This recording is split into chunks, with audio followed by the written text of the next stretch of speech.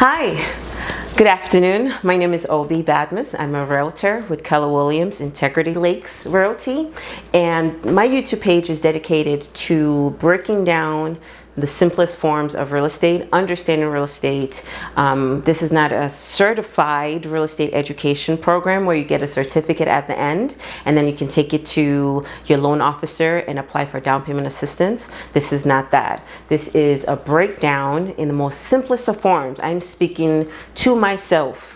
2020 when I was getting my first duplex. So hence why I'm breaking down this video. I truly believe that a lot of my clientele will benefit from this. So let's dive right in. So here are the 8 steps to homeownership. This is the first video of a series of education. So in the overview process, here are the 8 steps to homeownership. You have your home buyer education. Second, you decide what is affordable. 2, you shop for a mortgage loan. That's 3, my bad. 4, you shop for a home. 5, you prepare and negotiate a purchase agreement. 6, you prepare for home inspection. 7 is a final mortgage loan application. And 8 is loan closing. So in my notes here, I'm going to be breaking down the steps in little bits, okay? So the first one is a home buyer's education. Home buyer's education is taking out the mystery out of buying your home and helps you become an educated, successful buyer.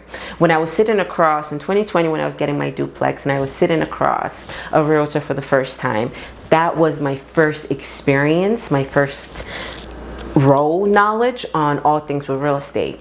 I'm an immigrant. When I went to high school here, there was not a class that broke down the process of home buying. So this YouTube video is going to be doing that, but it's not, I just want to emphasize that it is not an home buyer's education where you do get a certificate at the end. There are programs available where with PRG, and some other resources that I'm blanking on where you can be able to get home buyer's education. You get the certificate, you take it to a loan officer who can be able to then get you down payment assistance if you're a first-time home buyer. I really do want to clarify that, and if you have questions on that, please, my number, my information, everything will be listed down below for you to give me a call. The second part is you decide what is affordable. Lenders use your gross income, that is income before taxes and deductible, and your minimum debt payments to decide what you can borrow. That is not including your car insurance, your health insurance, child support, alimony, or any of those other bills that get factored in. What a lender says you can be approved for may not be what you can afford. What you can afford is based on a budget and goals.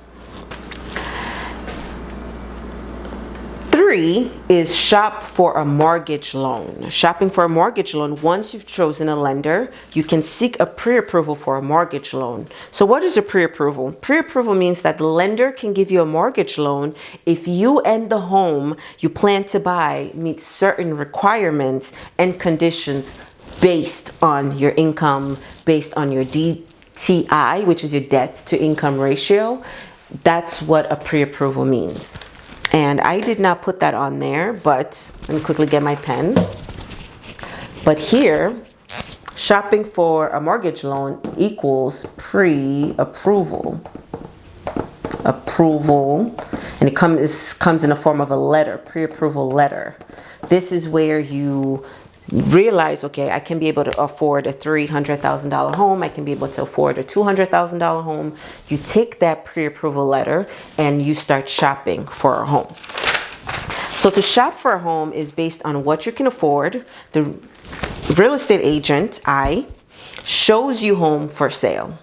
When shopping for the right home, you have to decide what matters to you the most. So in this space of 4, as your realtor, we're sitting down with a pre-approval letter because we need to know that if this house costs $300,000 and you have a pre-approval letter from a lender that says you can only afford $200,000, we have no business then looking at this. None.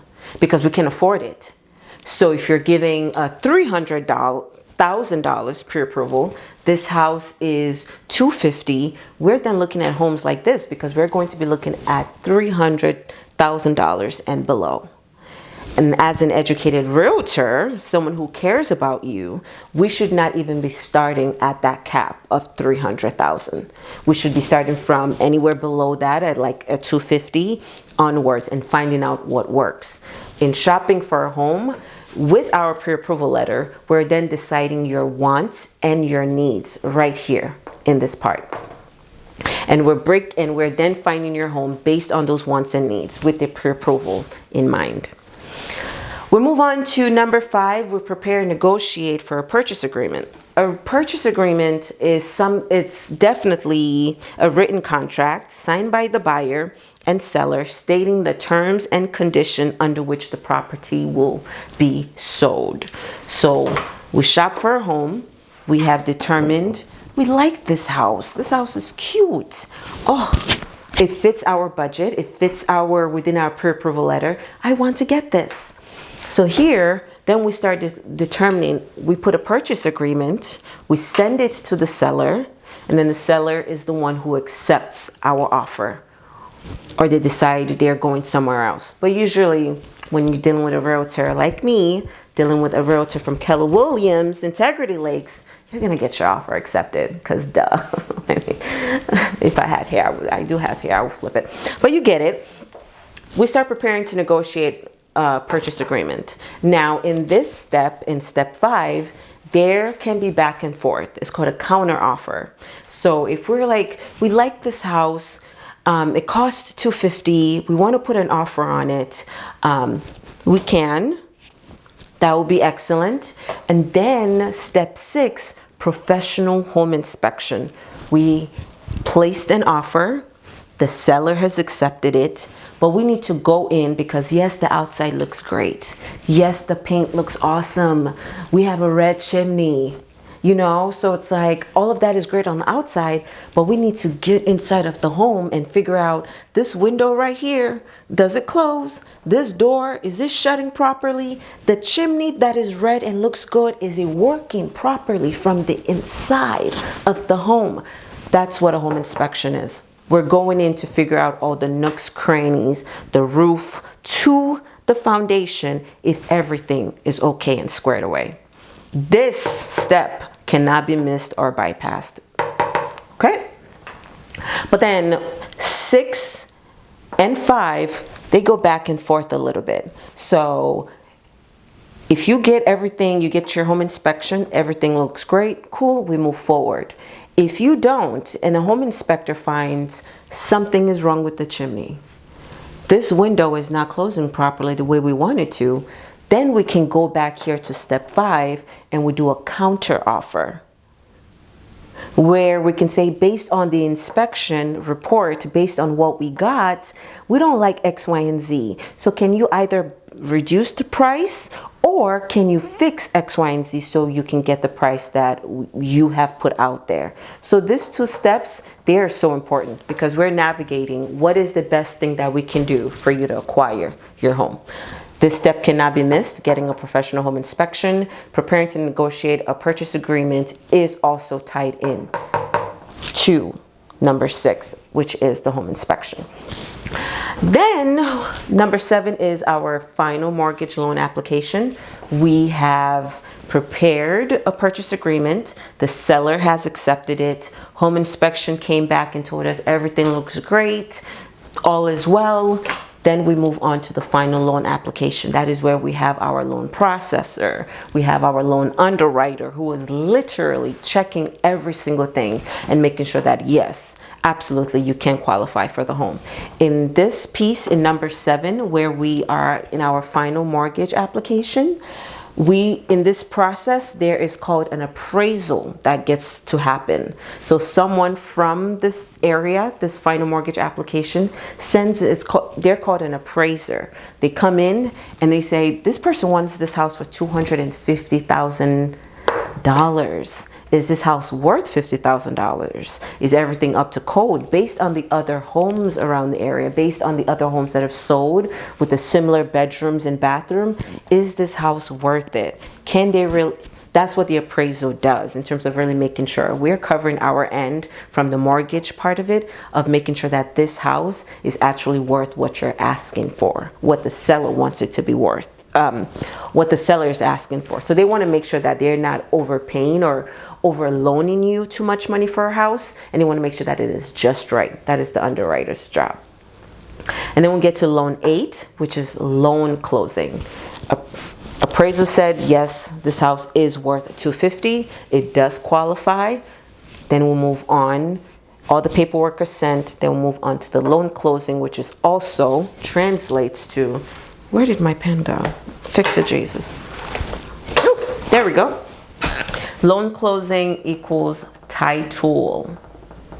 So when you're hearing your realtor, when you're hearing this realtor saying, okay, and then we move on to title, we're talking about loan closing. In this part, we're transferring the home ownership to you. You're now the owner. Everything gets registered to you. So from this point, home education, oh, not my board falling, down to loan closing. This process, especially I want to even say from step 3, let me take that back, because those two things you can do on your own. But this step from shopping for a mortgage, shopping for a home, I'm gonna take that back. I take that back actually. From the point of where you see a home being accepted, an offer is accepted on the home, to this point of closing, it takes anywhere from 30 to 45 days. That's if you're doing an FHA loan or conventional or VA. It takes 30 to 45 days to get from this point of where you get an offer accepted. I want to say step 5, so I stand corrected on that. To where you get to point 8, it takes about 30 to 45 days to get from you found a home, an offer has been accepted, we do an inspection, find a mortgage application and everything that needs to go on, to loan closing title.